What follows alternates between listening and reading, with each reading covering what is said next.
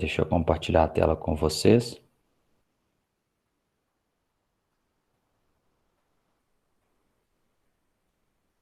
Todos veem a tela do meu computador? Sim. Sim? Sim. Então, Sim. beleza. Ótimo. Deixa eu aumentar aqui.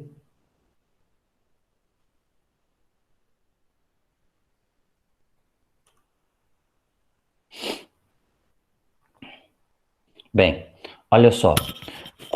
Então, o nosso tema aqui é como se formaram os continentes da Terra. Só que para a gente começar a falar como se formaram os continentes da Terra, a gente tem que entender aqui como é que se formou o planeta Terra e qual é a estrutura que o nosso planeta Terra tem.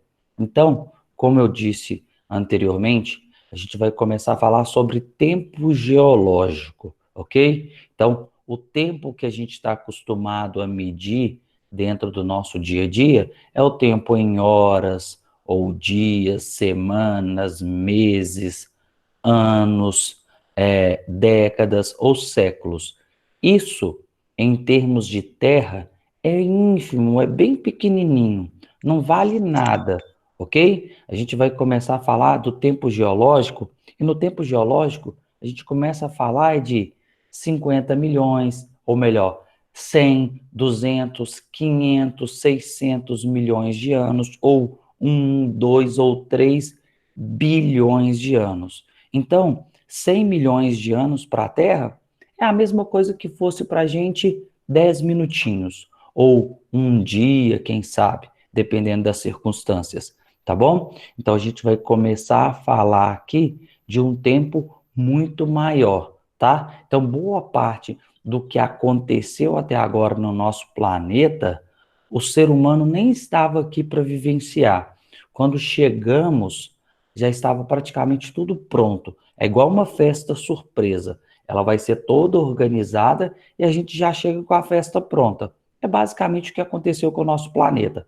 Ele já estava todo formado e aí o homem chegou. Tá bom? Beleza? Mas vamos começar a discutir como é que esse planeta Terra se formou, ou como é que o sistema solar como um todo se formou, e assim por diante. Tá bem? Beleza? Olha só que Hudson, legal. só um minutinho, Oi, por favor. Eu tô pois te não. escutando muito baixo, eu não tô conseguindo te escutar direito. Se eu sair e entrar de novo, você me aceita na reunião? Você já consegue entrar e sair de novo rapidinho, tá bom? Beleza? Não precisa nem de eu aceitar, não. Ele entende que houve uma queda de sinal aí. Tá bom? Pode sair e tentar de novo. Então, olha só. A gente vai começar a falar de como surgiu tudo, tá bom? Como surgiu o universo, como surgiu o nosso sistema solar. A teoria mais aceita para dar início a todo o processo de formação do que a gente estuda aqui é a chamada teoria do Big Bang. A teoria do Big Bang é a grande explosão, ok? Ela busca explicar como que surgiu o universo. Então, ela fala que o universo surgiu há aproximadamente 15 bilhões de anos, onde uma explosão liberou uma gigantesca concentração de massa de energia. E essa energia se espalhou por várias partes, ok? Dando início ao nosso universo e, consecutivamente, dando origem a uma infinidade de galáxias. Entre essas galáxias, uma em especial, que é a Via Láctea. A Via Láctea não é qualquer galáxia. A Via Láctea é a nossa galáxia, ok? É onde nós estamos inseridos. E aí, o que vai acontecer aqui? Dentro desse processo, dentro dessa Via Láctea, vai se formar o nosso sistema solar, onde nós temos ali o Sol como estrela maior, tá bom? Só estou fazendo uma recapitulagem de algo que a gente já viu lá no capítulo 4, tá? Então vai formar ali o Sol e ao redor do Sol vão se formar outros planetas, tá bom? Entre eles o nosso planeta, o planeta Terra, tá? A Terra, ela tem aproximadamente 4,6 bilhões de anos, ok? Esses números nunca vão ser exatos não, tá bom, galera? Então, pode ser que vocês às vezes olhem no livro do SAS encontrem os 4,6. Mas se vocês forem olhar em outros livros ou buscar outras fontes de pesquisa na internet, pode aparecer às vezes 4,370, 4,5, tá bom? Essas variações aí de 100 milhões para mais ou para menos aqui, elas são pertinentes e são até certo ponto aceitáveis, tá bom? Porém, aqui na nossa aula, a gente vai trabalhar que o nosso planeta se formou por volta de 4,6 bilhões de anos, tá? E num primeiro momento, ele era uma imensa e incandescente bola de fogo, que foi sendo bombardeado por chuvas e meteoros ao longo desses bilhões de anos. E a partir daí, estabeleceu um processo de resfriamento muito, muito lento e gradativo, de fora para dentro, ok? Então, de fora para dentro, a Terra foi se resfriando, tá? E dando origem aí a boa parte das coisas que a gente conhece nos dias atuais. A gente vai ver isso gradativamente ao longo dessa matéria aqui.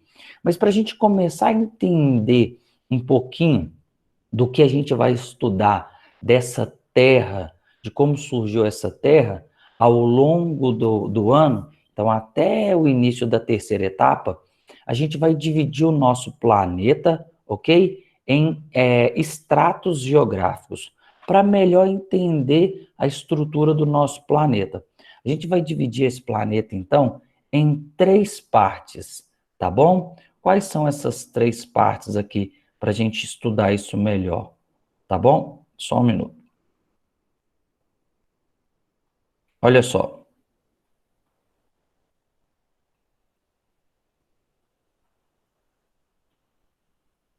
Então, a gente vai estudar o planeta em 3 esferas. O planeta não tem um formato geóide, um formato de esfera. Então, a gente vai dar o nome em 3 esferas, tá bom? A primeira que é a litosfera, que é a parte da Terra em que estudamos rochas, solos e relevo, que é a nossa matéria a partir de agora, ok? Assim que terminarmos de estudar todo esse contexto de rochas, a gente vai estudar a hidrosfera, que é a parte da Terra que estuda as águas dos rios, lençóis freáticos, lagos, mares, oceanos e geleiras, ou seja, é a esfera da Terra que estuda todo o contexto de água do planeta. E aí, a última esfera que nós vamos estudar é a atmosfera, que é a parte da Terra que estuda todos os gases que envolvem o planeta e influenciam na formação do clima. Então, a atmosfera, a gente estuda as camadas da atmosfera e os fatores e elementos que compõem o clima no mundo, tá bom? Por que a gente estuda esses 3 níveis aqui, ou essas 3 esferas? Porque quando unimos essas 3 esferas, a gente forma o que chamamos de biosfera. Bio significa vida, e esfera, aqui, uma redoma. Então, é a redoma da vida. Quando a gente olha o nosso sistema solar, o nosso planeta é o único planeta, atualmente em termos de estudo, capaz de permitir ou favorecer a existência de vida. Então, por isso, a gente estuda essa biosfera. E a gente quer entender por que é o único planeta que possibilita a existência de vida. É porque é o conjunto dessas esferas que se desenvolve ali a vida em diferentes ecossistemas do nosso planeta. Então, por exemplo, se eu tirar o solo aqui, tem jeito da gente viver? Ou das plantas viverem?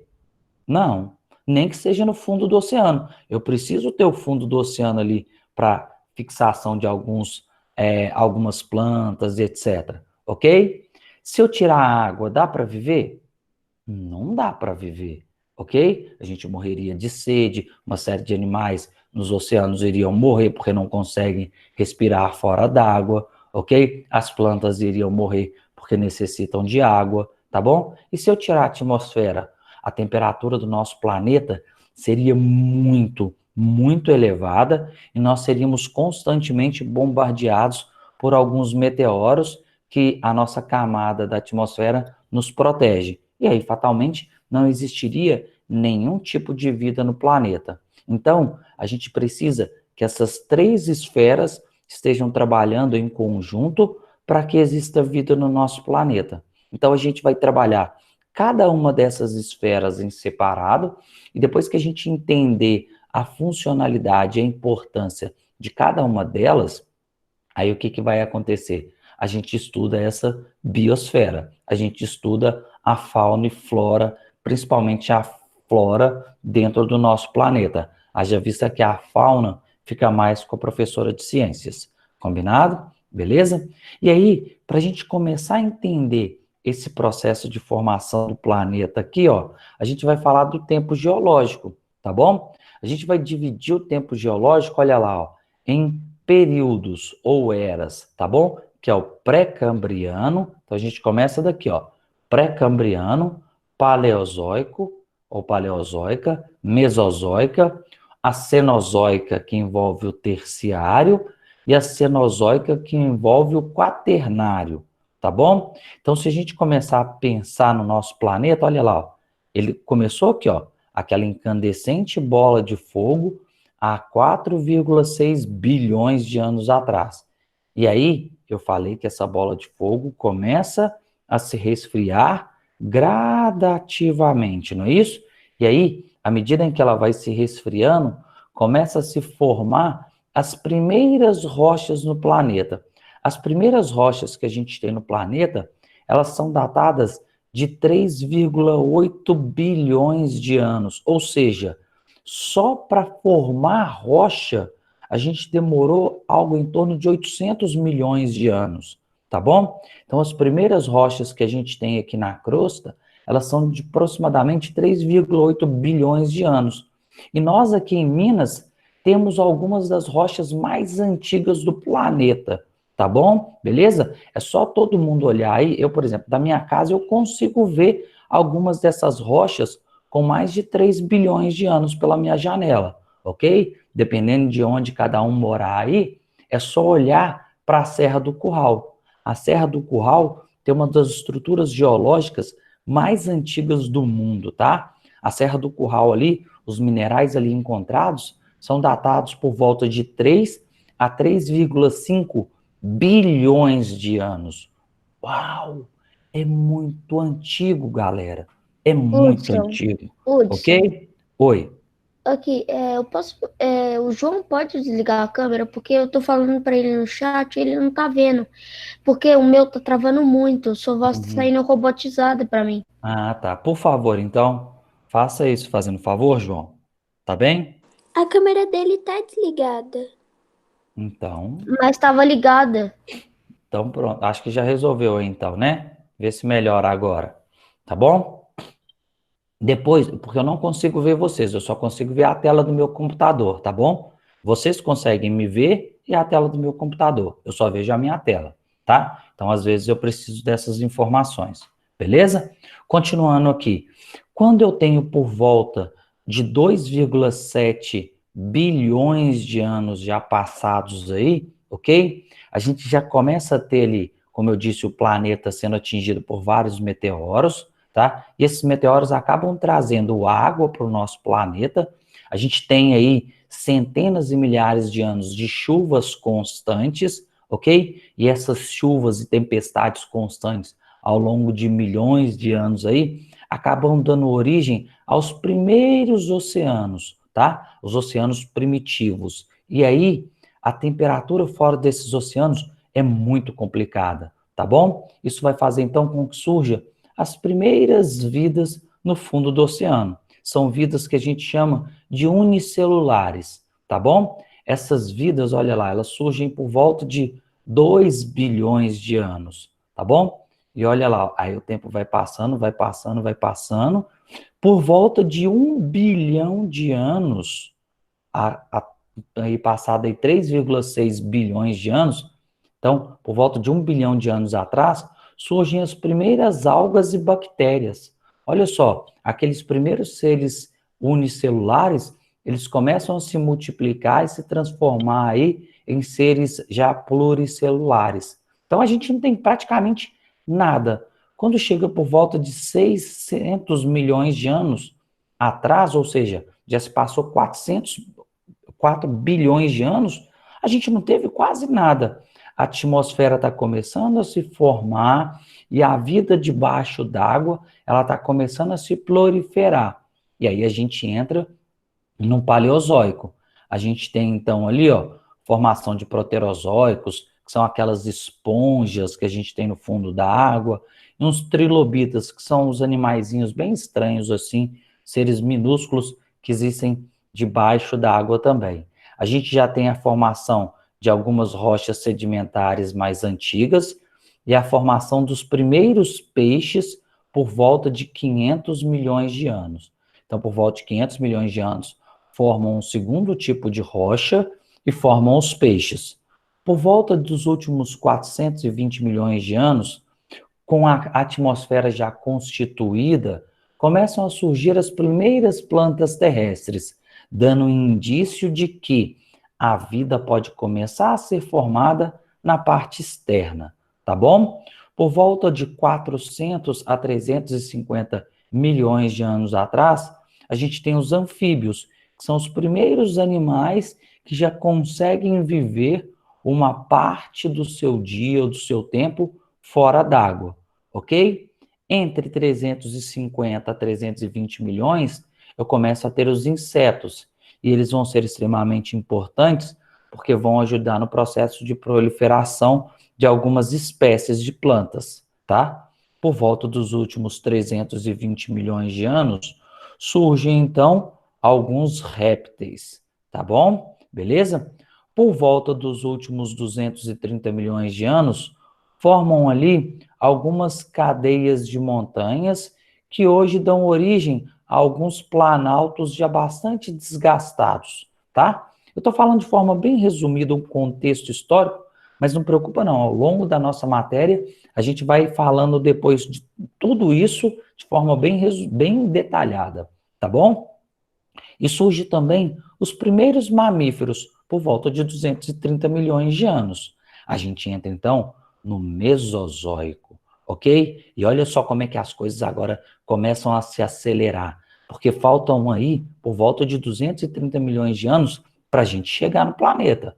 Então, a festa tem que estar toda pronta, ok? Surge, então, por volta de 180 milhões de anos, as primeiras plantas de sementes, tá? E isso é extremamente importante porque essas plantas com sementes, elas contribuem para uma proliferação mais rápida, porque o vento pode carregar essas sementes das locais mais distantes possíveis e assim gerar um processo de disseminação mais rápida da flora ali de um modo geral, tá bom? E aí a gente tem ali por volta de 150 milhões de anos a chegada ali dos primeiros dinossauros, ok? E junto com esses dinossauros surgem também as primeiras reservas de petróleo e gás, tá bem? E surgem também os pássaros, tá bom? Por volta de 130 milhões de anos, a gente tem a formação de plantas e flores e o surgimento dos últimos dinossauros, tá bom? Os dinossauros, então, viveram no nosso planeta aí por volta de 150 milhões de anos atrás até 190 milhões de anos atrás, tá bom? Uma das teorias que ajuda a explicar o fim dos dinossauros é que um imenso meteoro possa ter caído aqui no nosso planeta, mais precisamente na região onde hoje é o México, ok? E o impacto desse dinossauro gerou uma espessa camada de nuvem, de poeira, impedindo a radiação solar de chegar aqui na superfície, levando à morte de plantas, depois à morte de dinossauros herbívoros e depois dos carnívoros. Quando a poeira do impacto do dinossauro se dissipou, ou seja, se dispersou, os dinossauros já haviam desaparecido da Terra e eu tenho início ali um novo ciclo de vida. Novos seres passam a ocupar o planeta, tá bem? E aí, desliga o microfone quem tiver com ele ligado, por gentileza. Por volta dos 65 milhões de anos, se encerra o período Mesozoico e a gente tem início da Era Cenozoica, do Triássico.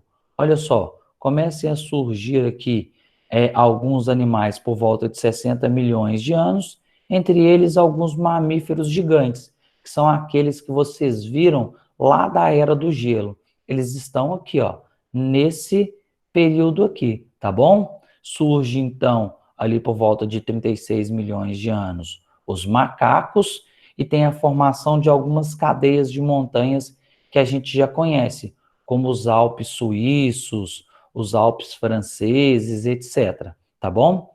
Surgem os primeiros pastos também, e aí por volta de 26 milhões de anos, eu tenho formado ali a Serra Nevada, na região ali dos Estados Unidos, que é outra cadeia de montanhas. Por volta dos últimos 2 milhões de anos, olha lá, a gente entra no Quaternário. A gente tem a formação do Grand Canyon nos Estados Unidos. A gente vai falar então como é que se formou aqui o Grand Canyon, como é que se formou a Cordilheira do Himalaia e etc. Ok? A gente tem um outro período glacial, olha lá, ó, a presença dos mamutes, etc., que é aquele processo de transição da Era do Gelo, ok? E aí, digamos que, vamos imaginar que tudo isso aqui que eu contei seja um dia inteiro, ok? Então, digamos que aqui começou às 0 horas e 0 minutos e 1 segundo, a formação da Terra. E aí, quando chegamos às 23 horas, 59 minutos e 59 segundos, nós aparecemos no planeta. Então, digamos que o homem, ele vive apenas um segundinho no planeta. Então, a gente tem uma real noção de quanto tempo a gente está aqui. A gente está aqui há muito, muito pouco tempo. E o processo para se formar isso demora longos e longos e longos períodos. Ok? Beleza?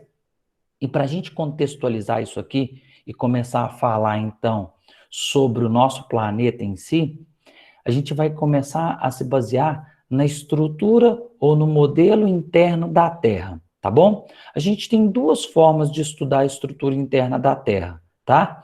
A primeira dela, que é uma propriedade física, e a segunda, que é uma composição química, tá bom? Eu gosto sempre de mostrar as duas, mesmo vocês estando no 6º ano, tá? Porém, a gente vai deixar bem claro que essas propriedades físicas aqui, ó, da estrutura interna da Terra, elas vão ser mais discutidas somente quando vocês estiverem lá na primeira série do ensino médio. E aí, o professor que vai discutir, brincar um pouquinho com essa estrutura com vocês, vai ser o nosso amigo Nélio, tá bom? Então, essa parte aqui, eu só mostro que ela existe, mas quem vai brincar e explicar tudo de forma muito legal e bacana é o Nélio, tá bom? Beleza? Nós aqui agora no 6º ano, vamos nos preocupar em estudar somente a composição química, beleza? Tranquilo? Sendo assim, vamos dar um enfoque maior para ela, tá? Então, olha só, a gente vai estudar a estrutura interna da Terra sempre de fora para dentro. Então, é importante a gente ter essa setinha aqui indicando que a gente vai estudar ela de fora para dentro, tá bom? E aí, eu quero deixar um recadinho aqui para vocês gravarem, tá bom? Se vocês gravarem isso aqui, ó, que tá nessa bolha aí, sem brincadeira, metade ou quase a metade da nossa matéria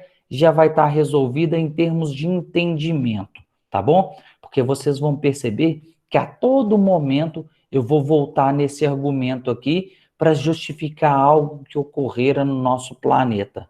Então, por favor, gravem isso aqui, ou se possível, anotem no livro e anotem no caderno. O que é que a gente tem que gravar e entender? É o seguinte, olha, quanto mais profundo nós formos no planeta, tá bom?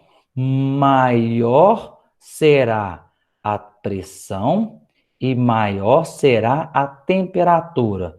Quanto mais profundo, quanto mais profundo nós formos, então, vou corrigir aqui, tá? O texto ficou um pouquinho errado. Então, quanto mais profundo nós formos em direção ao núcleo aqui, ó, maior a pressão e maior temperatura. Gravado a ideia? Combinado? Mais profundo, maior pressão e maior temperatura. Fechado? Então vamos entender isso aqui. Olha só, nós vamos começar aqui então sobre a crosta e vamos descer a uma profundidade de até 6.400 quilômetros, ok? Isso é a profundidade média do nosso planeta, tá bom? Mais uma vez, pode aparecer variações nessa profundidade aqui? Pode, tá bom? E é aceitável. Vocês vão achar livros aí com 6.300, 6.400, 6.500 quilômetros de profundidade.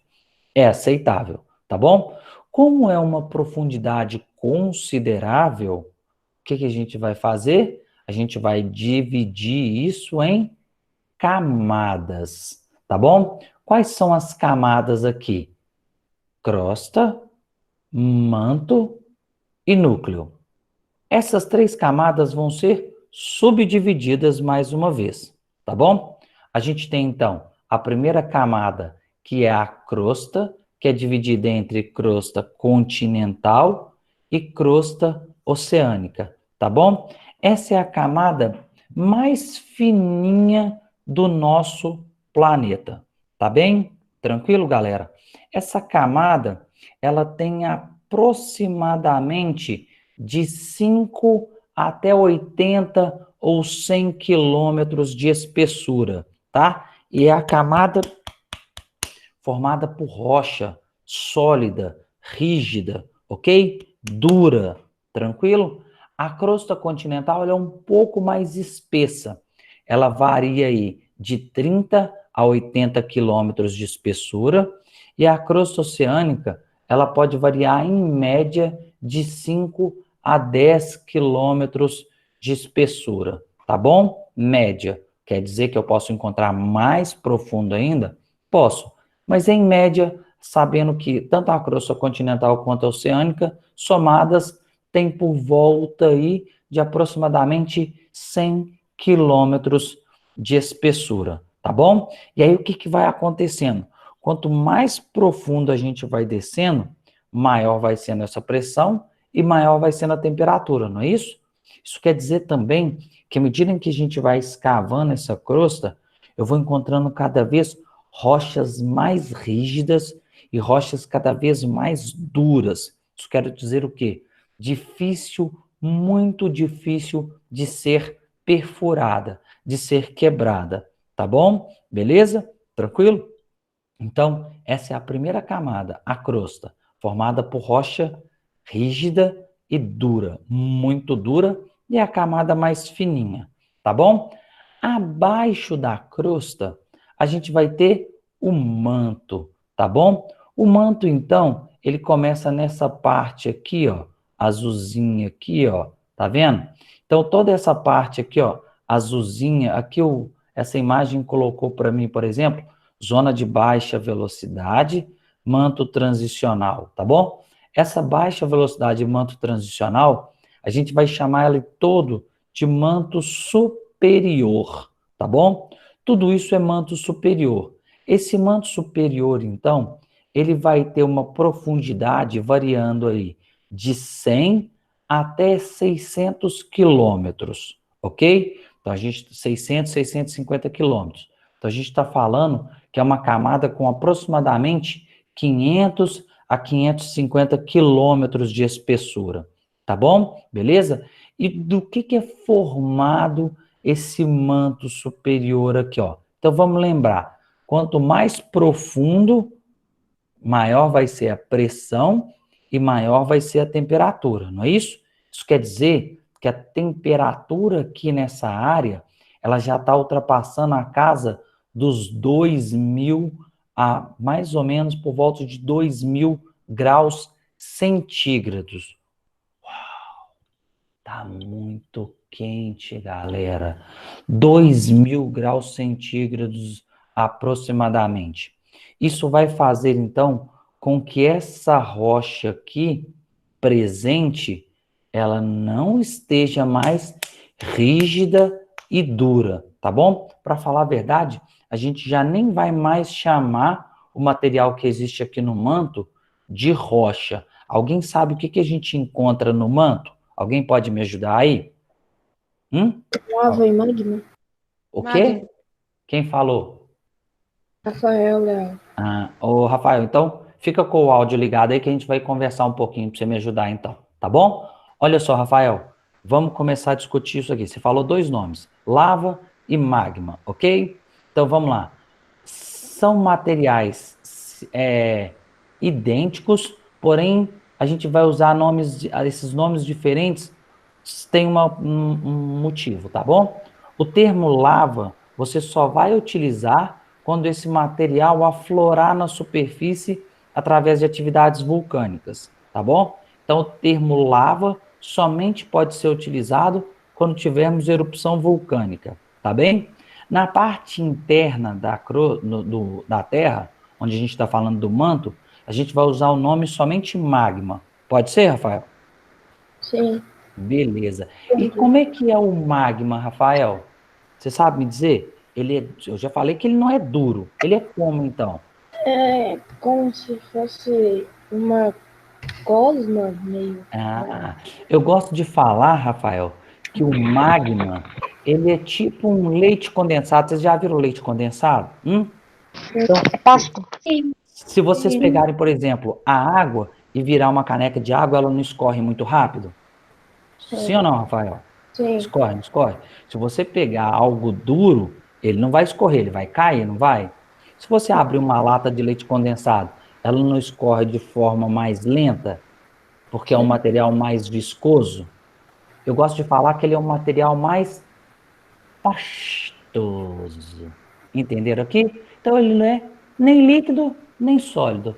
Ele é pastoso. Tranquilo? Beleza? Então, esse material pastoso ou material mais viscoso é o magma. O que é o magma? Nada mais é do que a rocha em estado pastoso, ok? E por que a rocha está em estado pastoso ali no manto? Porque eu tenho ali uma temperatura muito, muito alta e uma pressão muito alta, que vai fazer com que essa rocha literalmente se derreta e se transforme em magma. Então, o magma no interior do manto superior é sim aquele material que vai dar origem às primeiras rochas do nosso planeta, tá bom? Então, o magma ali no manto, ele é um material que mesmo, galera? Fala aí para mim. Pode ligar o microfone e falar. Ele é um material... O quê? Pastoso. Pastoso, isso aí. Muito bem. Tranquilo? Então, o magma é um material pastoso. Fechado? Tranquilo? Por que ele é pastoso? Alguém pode me ajudar aí? Por que ele ficou um material pastoso? O que aconteceu ali para ele ficar pastoso? Hã? A rocha derreteu. Por causa da Temperatura. por causa da pressão e temperatura, porque a gente falou que a pressão e temperatura no interior da Terra, ela só sobe. Fechado? Tranquilo? E aí o que vai acontecer? Abaixo desse manto superior, eu tenho o chamado manto inferior. Esse manto inferior, ele vai por volta de 650 quilômetros de profundidade até 2.900 quilômetros de profundidade, ok? Então já é uma camada mais espessa. E a pressão e temperatura aqui, elas voltam novamente a aumentar, tá bom? E aí, nesse manto inferior aqui, ó, eu já vou encontrar materiais em estados mais líquidos, ok? Então ele já vai estar indo para o material mais líquido, tá bom? Abaixo desse manto, e a temperatura gira em torno aí dos 3.000 a 3.500 graus centígrados, ok? Depois eu tenho o núcleo externo, tá bom? O núcleo externo ele vai de 2.900 quilômetros até por volta de 5.000 quilômetros, tá bom? Ou 3.000, 4.500 quilômetros de profundidade. Esse núcleo externo, a gente já está falando de temperaturas acima dos 4.000 graus centígrados. E então a pressão e temperatura ali já são muito, muito, muito, muito intensas, ok? E esse material também já vai estar em um estado um tanto quanto mais líquido, já não tão líquido quanto o manto inferior, ok? E abaixo desse núcleo externo, tá? Por volta de 4.500, de 3.500, 4.000 quilômetros de profundidade, até os 6.000 quilômetros, 6.500 quilômetros de profundidade, a gente tem o núcleo interno, tá bom? O núcleo interno é ali a estrutura rígida e sólida, tá bom? Então, o núcleo interno, ele é formado pelo que a gente chama de NIF. Basicamente, ele tem só dois minerais, que é o níquel e o ferro. Por isso a gente chama ele de NIF, tá bom? Então, ele é composto só por níquel e ferro. E ele é rígido, tão ou mais duro do que a crosta, tá bom? Então, somente a crosta e o núcleo são rígidos, tá bom? E por que que ele é rígido? Porque a pressão ali é a maior pressão do planeta, a maior pressão possível. E é também a região onde eu tenho a maior temperatura também dentro da estrutura interna da Terra. Eu estou falando de uma temperatura que pode ultrapassar a casa dos 6.000 graus Celsius, ok? Então, é algo muito, muito quente, galera. Tá bom? Beleza? Só que eu quero deixar uma perguntinha aqui para vocês. Ninguém me questionou, mas eu quero deixar essa perguntinha, tá bom? O homem consegue suportar tais temperaturas ou pressões? Sim ou não? Sim, Não? não. Não. Não. O homem não tem nenhum tipo de material ou ferramenta que consiga suportar tal pressão e temperatura. Pensando nisso, eu afirmo para vocês que o homem nunca chegou nem na metade da crosta continental. Pera aí, então. Se eu estou falando que o homem nunca chegou nem na metade da crosta continental, como é que eu consigo afirmar para vocês toda essa estrutura interna se o homem não conhece pessoalmente nem 20% de tudo isso que eu falei? Essa é uma pergunta, então, que eu quero deixar para vocês. Só que é o seguinte, essa pergunta, eu não quero que vocês me respondam agora, não, tá bom? Eu quero que vocês pensem nela, tá bem? E vocês me respondam ela na aula de amanhã, tá bom? Então,